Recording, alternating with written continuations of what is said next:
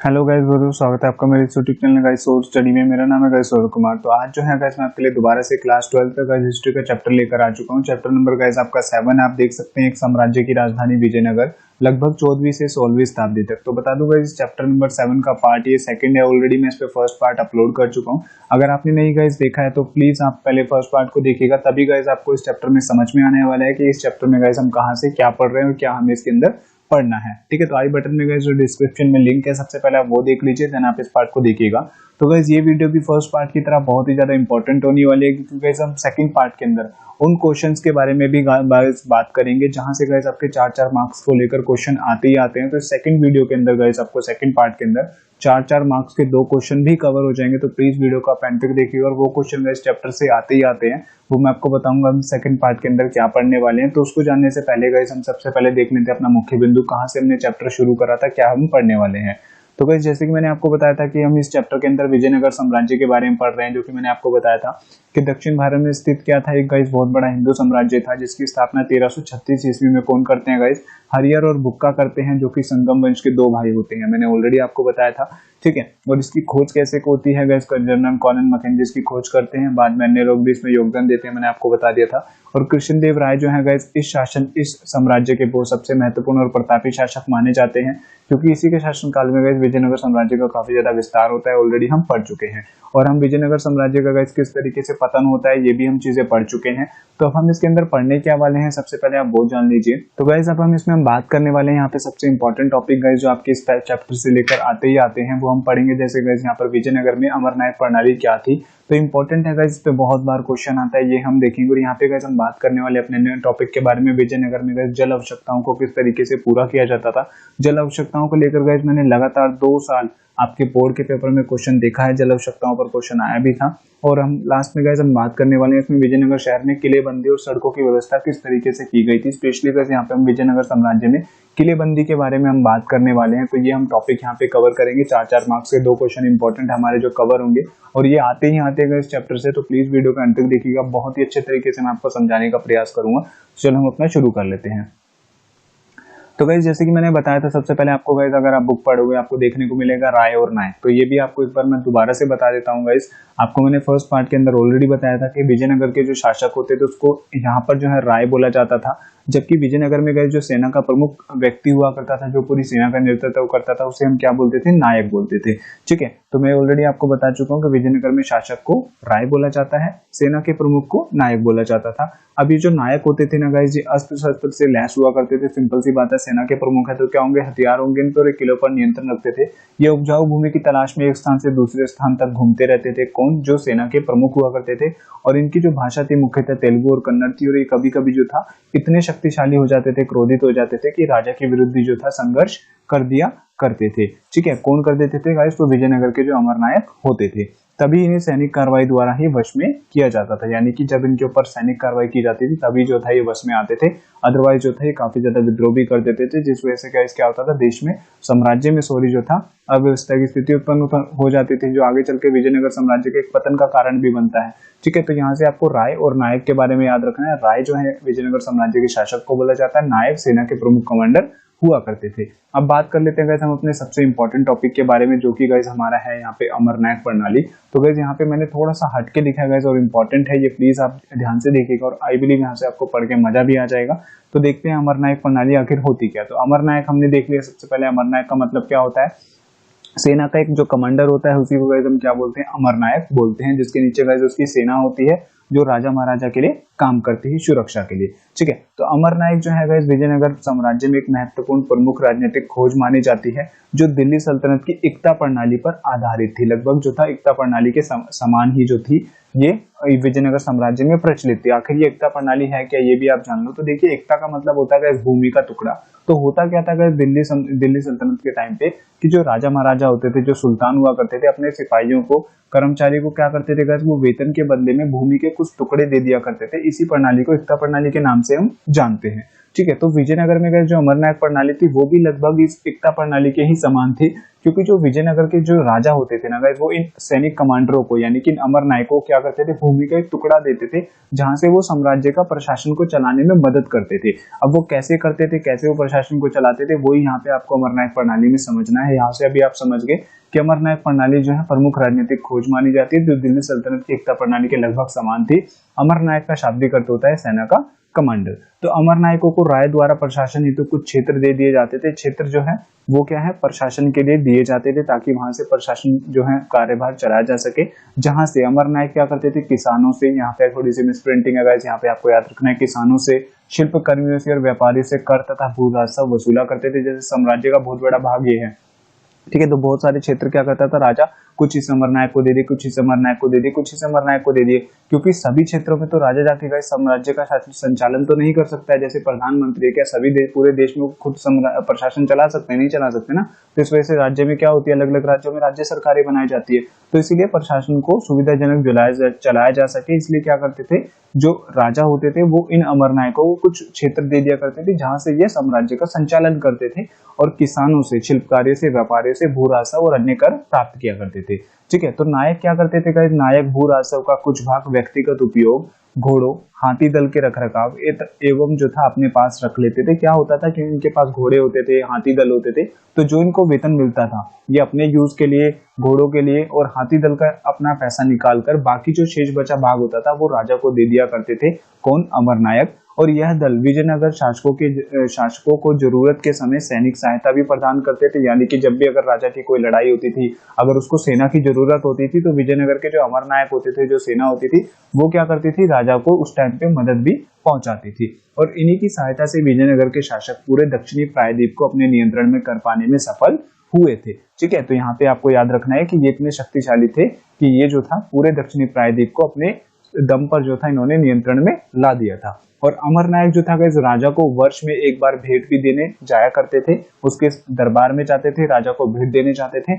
और राजा कभी कभी इन्हें एक स्थान से दूसरे स्थान पर स्थानांतरित भी कर सकता था। स्थानांतरित का मतलब होता है गाइस, इनका ट्रांसफर भी कर सकता था। मान के चलो एक अमरनायक यहाँ पर है कुछ दिन के लिए, तो उसको यहाँ से ड्यूटी हटाकर यहाँ पर भी वो भेज सकता था।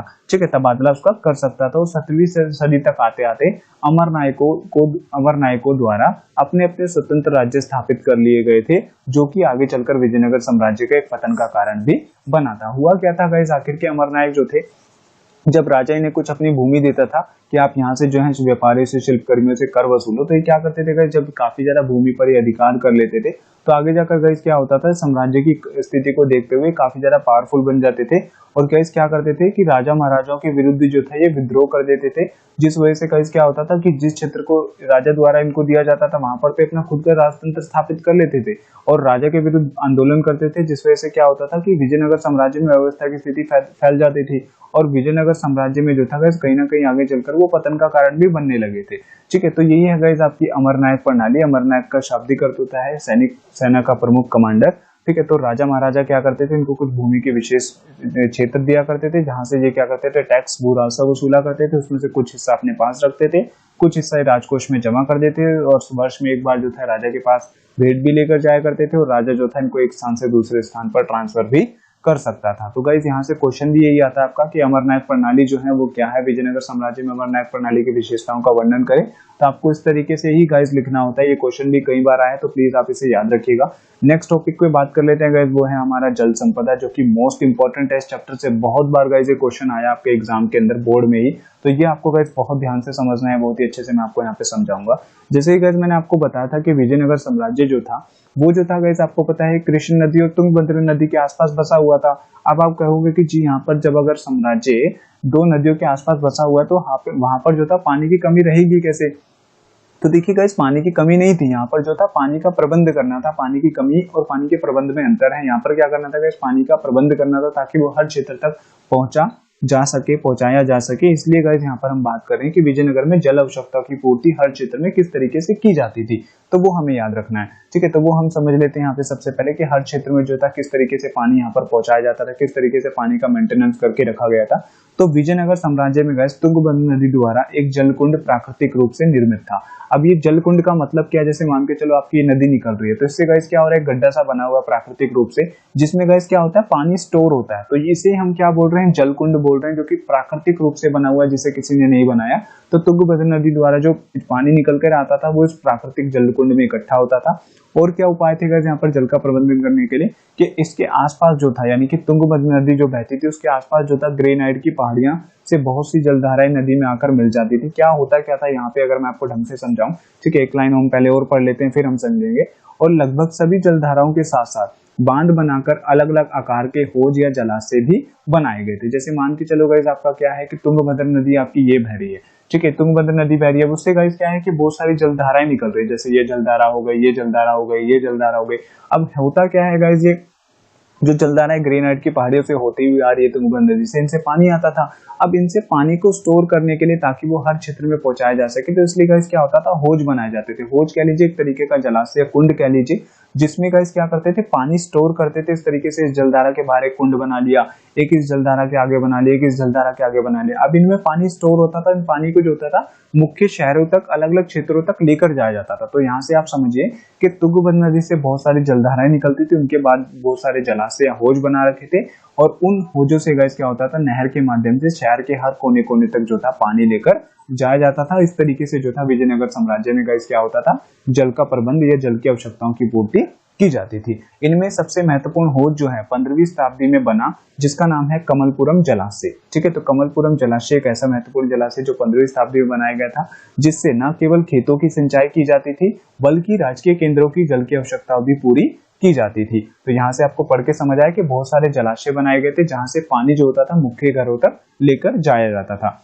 और इसी के साथ साथ गैस विजयनगर में कुछ नहरों का भी निर्माण किया गया था, जो साम्राज्य की जल आवश्यकताओं की भी पूर्ति करती थी। अब ऐसा नहीं था कि हम इन जलधाराओं पर ही डिपेंड थे, इन हौज पर ही डिपेंड थे, बहुत सारी नहरें भी थी गैस जो मुख्य शहरों तक जाती थी, जिनसे हम जल की आवश्यकता की पूर्ति कर सकते थे। जैसे एक नहर का नाम यहाँ पे बता रखा है, हिरिया नहर है।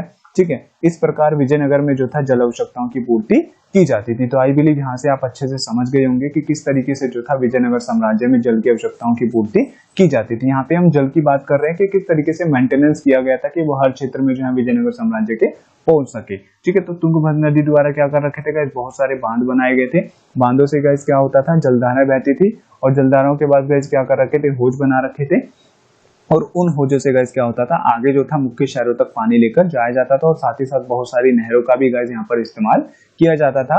और इस तरीके से जो था विजयनगर साम्राज्य में जल आवश्यकताओं की पूर्ति की जाती थी। अब क्वेश्चन भी डायरेक्टली यही आता है गैस, यहाँ पे प्रश्न भी लिखा है मैंने कि विजयनगर साम्राज्य में जल आवश्यकताओं की पूर्ति किस तरीके से की जाती थी। ठीक है, तो यहाँ पर गैस आपको ये लाइन यहाँ पे याद रखनी है। और एक और गैस आपकी लाइन पूछ ली जाती है, वो मैं आपको बता देता हूँ, आपकी बुक में ही दे रखी है, कॉमन लाइन है।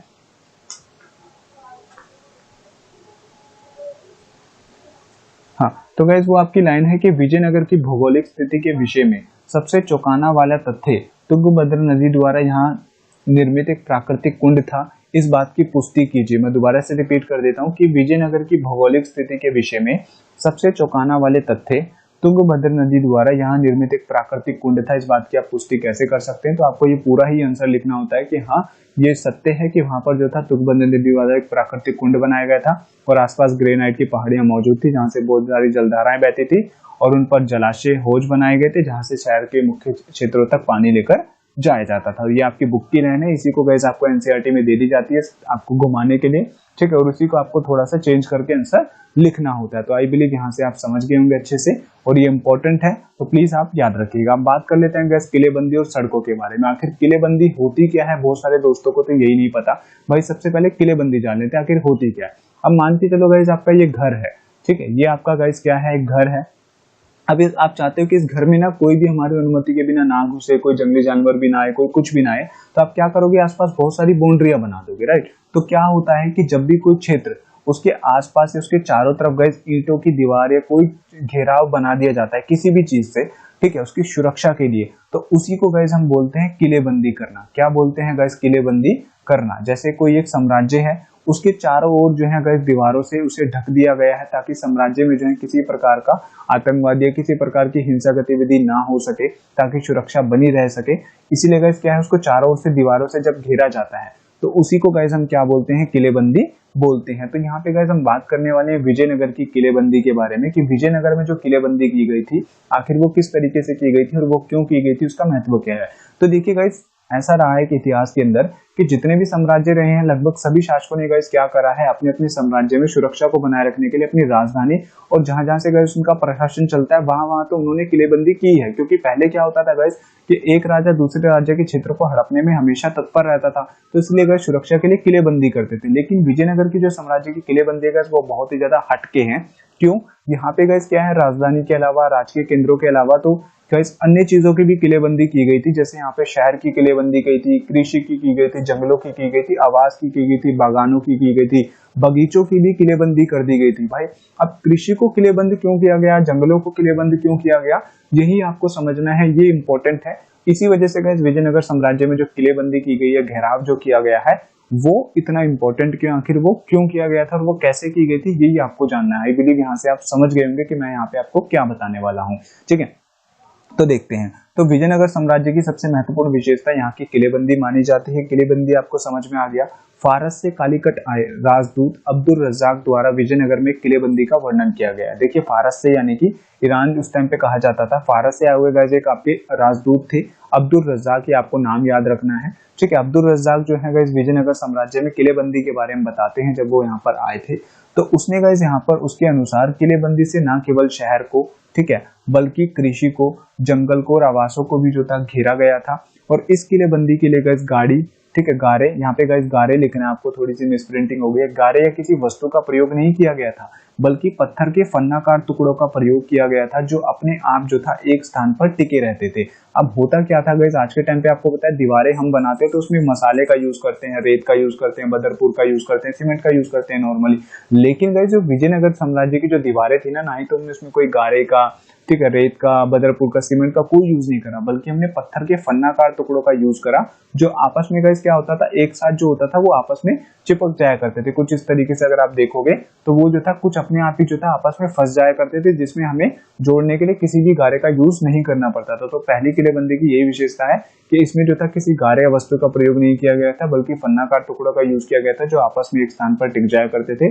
और अब्दुल रज्जाक के अनुसार पहली, दूसरी और तीसरे किलेबंदी में खेत बनाए गए थे, बगीचे और आवासों का वर्णन हमें देखने को मिलता है। यानी कि पहले किलेबंदी जो की गई है, दूसरी किलेबंदी की गई, उसमें गाइस क्या है, आवास, बगीचों और खेतों को सुरक्षित रखा गया है। ठीक है, और पुरातत्वविदों के अनुसार इन खेतों में सिंचाई हेतु तुंगभद्र नदी के जल का इस्तेमाल भी किया जाता था। यानी कि जो खेतों को सिंचाई के लिए जो था, जो खेतों की किलेबंदी की गई थी वहां से तुंगभद्र नदी द्वारा जो था जल का यूज किया जाता था ताकि खेतों में सिंचाई की जा सके। अब यहाँ पे गाइस आपको जानना यही है कि आखिर भाई विजयनगर साम्राज्य में हम मान लेते हैं कि किलेबंदी की गई थी, हर साम्राज्य में लगभग सभी शासक करते थे अपनी राजधानी को सुरक्षित बनाने के लिए, अपने घर को सुरक्षित बनाने के लिए। लेकिन भाई विजयनगर साम्राज्य में तो उल्टा ही है, यहाँ पे भाई कृषि को भी किलेबंद कर दिया गया है, जंगलों को भी किलेबंद कर दिया गया है। तो वही आपको जानना है कि आखिर कृषि को किलेबंद क्यों किया गया था, इसको किलेबंद, कृषि क्षेत्र को किले या वन क्षेत्र में रखने के क्या फायदे और हानियां थी। और इसी पे गाइस क्वेश्चन आता है, क्वेश्चन किस तरीके से घुमा के आता है, यही आता है कि आपके अनुसार जो था विजयनगर साम्राज्य में कृषि क्षेत्र को, ठीक है, किलेबंद क्षेत्र में रखने के अपने क्या फायदे और लाभ थे, ठीक है, और हानियां थी। तो गाइस फायदे क्या थे, सबसे पहले आप ये जान लीजिए। तो इससे आक्रमणकारी को खाद्य सामग्री से वंचित कर उसे आत्मसमर्पण हेतु मजबूर किया जा सकता था। यानी कि अगर मान के चलो कोई आत्म का जो कोई आतंकवादी है या कोई आक्रमणकारी है, वो अगर विजयनगर साम्राज्य में घुसना चाहता है, ठीक है, अगर वो घुस भी रहा है तो सिंपल सी बात है, अगर वो छुपकर वार करेगा तो कुछ दिन वहां रुकेगा तो उसको कुछ खाने के लिए तो चाहिए।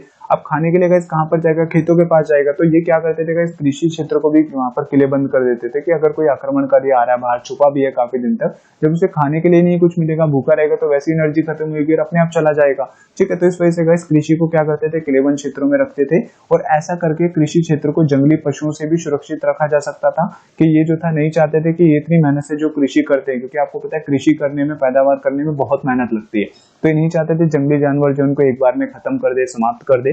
ठीक है, और दूसरा, कृषि क्षेत्र को किलेबंद क्षेत्र में रखने से आसानी से जल आवश्यकताओं को भी यहाँ पर जो था पहुंचाया जा सकता था, मतलब खेतों की जो था आसानी से सिंचाई भी की जा सकती थी। इस वजह से जो था कृषि क्षेत्र को किलेबंद किया गया था। ठीक है, तो पहला जंगली जानवरों से सुरक्षित रखने के लिए, दूसरा आक्रमणकारी से सुरक्षित रखने के लिए, तीसरा खेतों में जो था आसानी से जल को जो है पहुंचाया जा सके ताकि खेती की टाइम टू टाइम सिंचाई हो सके और फसल जो है अच्छे से उत्पादित हो पाए, इसलिए जो था कृषि क्षेत्र को यहाँ पर जो था किलेबंद क्षेत्रों में रखा गया था। अब इसकी हानियां क्या होती थी ये आप जान लीजिए। तो इन विशाल दीवारों के निर्माण हेतु राजा को अत्यधिक धन का जो था खर्चा करना पड़ता था, व्यय करना पड़ता था। सिंपल सी बात है, इतनी बड़ी मात्रा में अगर तुम खेतों को किलेबंदी करोगे तो ज्यादा मात्रा में खर्चा आएगा, ठीक है। तो ये इसका नेगेटिव इम्पैक्ट था। और कभी कभी कुछ कठिन परिस्थितियों में यह जो था किसानों के लिए असुविधा का कारण भी बन जाया करती थी। तो क्या होता था, किसान अगर ज्यादा मात्रा तक ज्यादा लंबे समय तक अगर कृषि क्षेत्र को किलेबंद में रखा गया तो सिंपल सी बात है वो किसानों के लिए कहीं ना कहीं दिक्कत पैदा करती थी। तो ये इसके कुछ नेगेटिव इम्पैक्ट थे। तो क्वेश्चन भी गाइस यहीं से यही आता है कि किलेबंद क्षेत्र को कृषि क्षेत्र को जो था किलेबंद क्षेत्र में रखने के क्या फायदे और क्या लाभ थे। मेरे टाइम पे क्वेश्चन आया हुआ है तो प्लीज आप इसको याद रखिएगा। अब ये मत सोचेगा भाई कि मेरे टाइम पे क्वेश्चन है आपके टाइम पे नहीं आएगा। भाई सीबीएसई के पास लिमिटेड क्वेश्चन है, वो घुमा फिरा कर क्वेश्चन देते रहते हैं। अगर इस साल ये क्वेश्चन नहीं देंगे तो वो अगले साल दे देंगे, ठीक है। तो प्लीज इन चीजों को आप समझें और याद रखें। अगर आपको डाउट रहता है तो प्लीज यार आप क्वेश्चन पेपर ना एक बार उठा के देख लिया करो, तब आपको मेरी बात पे यकीन हो जाएगा कि मैं जो क्वेश्चन बताता हूँ वो क्वेश्चन आते ही आते हैं। 2016-15 से एक बार ना क्वेश्चन पेपर चेक करना लग जाओ, आपको खुद यकीन हो जाएगा जो मैं क्वेश्चन बताता हूँ वो आते हैं। अब देख लेते हैं गाइस यहाँ पे हम दूसरी और तीसरी किलेबंदी कहाँ की गई थी। तो गाइस दूसरी किलेबंदी से नगरीय केंद्र के आंतरिक भाग को चारों ओर से घेरा गया था। जैसे मान के चलो आपका पूरा साम्राज्य है, अब यहाँ पर जो है गाइस मुख्यतः नगर जो है वो यहाँ पर बसा है, तो इस नगर को चारों ओर से घेरा गया था, ठीक है। इस तरीके से कुछ की गई थी। दूसरे किलेबंदी नगरीय केंद्र के चारों ओर की गई थी। और तीसरी किलेबंदी से गाइस शासकीय केंद्र को घेरा गया था। शासकीय केंद्र का मतलब है जहां पर साम्राज्य में जिस हिस्से में राजा महाराजा का घराने होते थे, ठीक है, मुख्य केंद्र होते थे राजा महाराजा के, जहां से वो प्रशासन का संचालन करता था। तो तीसरे किलेबंदी उस क्षेत्र की तरफ की गई थी। तो ये है गाइस आपकी किलेबंदी, ठीक है। अब्दुल रज़ाक फारस से आते हैं तो यहाँ पे किलेबंदी को देखते हैं और उसका वर्णन करते हैं। अब ये इंपॉर्टेंट क्यों है गाइस, थोड़ी डिफरेंट क्यों है ये अन्य किलेबंदी से, क्योंकि यहाँ पे जंगलों को, आवासों को और बागानों को भी किलेबंद किया गया है। उसका सिंपल सा मतलब यही है गाइस कि विजयनगर के शासक जो होते थे उनके लिए हर चीज का, बागानों का, आवासों का, जंगलों का जो महत्व था वो बहुत उनके लिए इंपॉर्टेंट थे वो। और वो जो था हर क्षेत्र में सुरक्षा को बहुत ज्यादा कहीं ना कहीं बढ़ावा देते थे। उनके लिए जो था हर चीज में सुरक्षा बहुत ज्यादा आगे रहती थी। इस वजह से कहीं ना कहीं जो था उन्होंने इन सभी क्षेत्रों में जो था किलेबंदी की गई थी। अब बात कर लेते हैं गाइस यहाँ पर अन्य टॉपिक के बारे में। तो इन किलेबंद क्षेत्रों में गाइस प्रवेश हेतु ऊंचे ऊंचे प्रवेश द्वार भी बनाए गए थे। जैसे आप देख सकते हो कि अगर मान के चले किलेबंदी है इतनी क्षेत्र में की गई है तो अंदर जाने के लिए कोई ना कोई दरवाजा तो होगा। तो गाइस इस तरीके से कुछ दरवाजे हुआ करते थे जिनके ऊपर मेहराब, आप देख सकते हो ये है गाइस आपकी मेहराब, ठीक है, ये आपकी मेहराब है, ठीक है, इसे मेहराब बोलते हैं। और गुंबद बनाए गए थे, ये जो है गाइस गोल गोल जो मस्जिद के ऊपर देखते हैं इसे गुंबद बोलते हैं और ये मेहराब है, ठीक है। ये बनाए गए थे जो तुर्की सुल्तानों की स्थापत्य कला के नमूने माने जाते हैं, ठीक है। तो ये किलेबंदी के बाहर जो होता था प्रवेश द्वार बनाए जाते थे ऊंचे ऊंचे, जिनपे जो था तुर्की सुल्तान थे उनकी स्थापत्य कला के अन्य नमूने बनाए जाते थे। जैसे कहीं कहीं पे मेहराब बनाई जाती थी और कोई डिजाइन बना दिए जाते थे। और यहाँ पर गाइस थोड़ी सी मिसप्रिंटिंग हो गई थी, आपको याद रखना है। तो विजयनगर साम्राज्य में पहाड़ी जो थी गाइस, पहाड़ियों को जो था गाइस क्या पहाड़ी जो विजयनगर साम्राज्य में गाइस जो सड़कें होती थी उनको पहाड़ियों से गाइस हटके, ठीक है, पहाड़ी भूभाग से हटके जो था गाइस घाटियों के इर्द गिर्द बनाई जाती थी। ये लाइन कुछ इस तरीके से है कि विजयनगर साम्राज्य में जो सड़कें होती थी ना वो पहाड़ी भूभाग से बचकर जो था गाइस घाटियों के इर्द गिर्द बनाई जाती थी। घाटी आपको पता होगा कि पहाड़ी भूभाग के जो नीचे वाला थोड़ा सा हिस्सा होता है वहां पे बनाई जाती थी। जो सबसे महत्वपूर्ण सड़कों में से एक मंदिर के प्रवेश द्वारों से आगे बढ़ी हुई थी। और जो कुछ महत्वपूर्ण सड़कें होती थी वो मंदिर जो होता था, जैसे मंदिर है उसके जो मुख्य द्वार होते थे उससे आगे तक भी जाया करती थी, वो सबसे महत्वपूर्ण सड़कें हुआ करती थी, ठीक है, जिनके दोनों तरफ का क्या होता था, बाजार लगते थे। यहाँ पर भी बाजार लगते थे और यहाँ पर भी बाजार लगते थे। तो सड़कें व्यवस्था कैसी थी, सड़कें जो होती थी पहाड़ी भूभाग की तरफ ना बनाकर घाटी की तरफ बनाई गई थी जो मंदिरों के आगे तक जाया करती थी। अब शहरी केंद्र आपका एक और टॉपिक है, यहाँ पे आप देखोगे इसमें क्या बता रखा है, इसमें आवासों के बारे में बता रखा है। तो देखिए विजयनगर साम्राज्य में शहरी केंद्र की ओर जाने वाली सड़कों पर सामान्य लोगों के आवासों के साक्ष्य जो है कम मिले। यानी कि शहर की तरफ जो सड़कें बनाई गई थी वहां पर जो था आम लोगों के घर के साक्ष्य बहुत कम मिले हैं। पुरातत्वविदों को कुछ स्थान पर परिष्कृत चीनी मिट्टी के साक्ष्य मिले। परिष्कृत का मतलब है काफी ज्यादा शुद्ध मिट्टी, ठीक है, जिससे यह अनुमान लगाया जाता है कि इन स्थानों पर अमीर व्यापारी जो हुआ करते थे रहा करते थे। यानी कि शहरों की तरफ जो सड़कें होती थी वहां पे सामान्य लोगों के घर कम मिले हैं, बल्कि कुछ ऐसी चीजें मिली हैं जिससे हम ये अनुमान लगाते हैं वहां पर अमीर व्यापारी रहा करते थे। और यह एक मुस्लिम रिहायशी मोहल्ला भी था। कौन सा, शहरी केंद्र, क्योंकि यहाँ पर कुछ मस्जिदें और मकबरे भी पाए गए हैं। पुर्तगाली यात्री बारबोसा के अनुसार कुछ अन्य लोगों के घर जो हुआ करते थे वो यहाँ पे छप्पर के हुआ करते थे। कहाँ की बात कर रहे हैं? शहरों की बात कर रहे हैं जहाँ पर सामान्य लोगों के घर कम है, बल्कि अमीर लोगों के साक्ष्य हमें ज्यादा मिले हैं, जिससे हमें पता चलता है कि यहाँ पर जो था अमीर व्यापारी लोग रहा करते थे और मुस्लिम रिहायशी मोहल्ला भी था। ठीक है, तो ये है गाइस आपकी किलेबंदी। किलेबंदी भी आई बिलीव यहाँ से आपको समझ में आ गई होगी।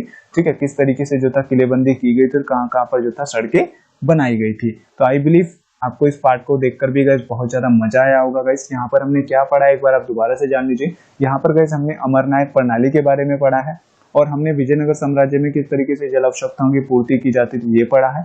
थर्ड गाइस हमने पढ़ा है यहाँ पे विजयनगर में किलेबंदी और सड़कों के बारे में देखा है। तो विजयनगर में गाइस यहाँ से इंपॉर्टेंट जो टॉपिक बनते हैं आपके, जो क्वेश्चन आते हैं वो आपकी जल आवश्यकताओं को लेकर और अमरनायक प्रणाली और किलेबंदी को लेकर बहुत बार आते हैं। तो प्लीज आप उसको याद रखिएगा। जिस तरीके से आंसर लिखना है मैंने गाइस उसी तरीके से आपके नोट्स बनाकर आपको समझाने का प्रयास भी करा है। एज इट इज आप लिख दोगे आपको फुल मार्क्स मिल जाएंगे, कोई प्रॉब्लम वाली बात नहीं। अगर क्वेश्चन घुमा के पूछा जाता है तो उसकी लैंग्वेज के अनुसार आपको आंसर को लिखना होता है, वो मैं आपको बताऊंगा सारी चीजें आगे चल के। ठीक है, तो वीडियो में गाइस कहीं पे भी आपको कोई डाउट होगा प्लीज आप मुझसे पूछ लेना। प्लीज गाइस ज्यादा से ज्यादा दोस्तों को शेयर करा करो ताकि सोर्स स्टडी फैमिली बढ़ सके। मिलेंगे गाइस अपनी नेक्स्ट पार्ट में जहाँ पे ये चैप्टर खत्म हो जाएगा। तब तक के लिए guys thank you for watching my video.